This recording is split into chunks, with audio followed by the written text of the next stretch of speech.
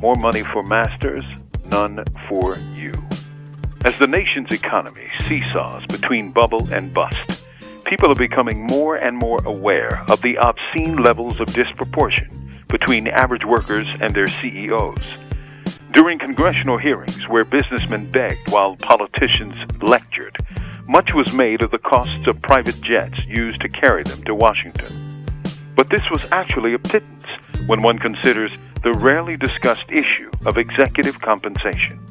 When we look at 12 of the world's most advanced economies, the U.S. is head and shoulders above all others in pay ratios between CEOs and average workers. In 2006, the average CEO made 364 times more than the average worker.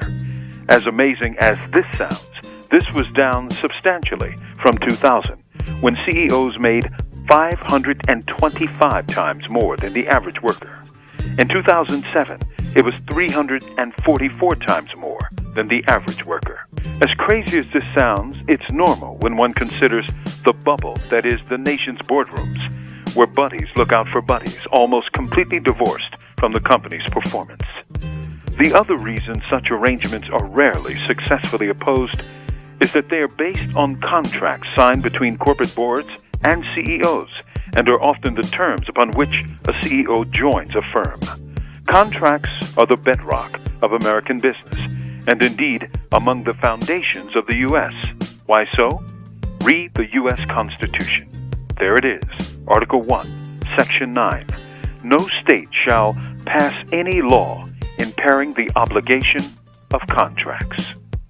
So what if the contract guarantees the CEO be paid $30 million a year and the company lost $200 million in revenues? Fire 25,000 workers. A contract is a contract, right? That's the American way. At least that's the way pushed by big business in the last few decades. In 1980, the average CEO made 42 times more than the average worker. By 1990, it more than doubled to 107 times.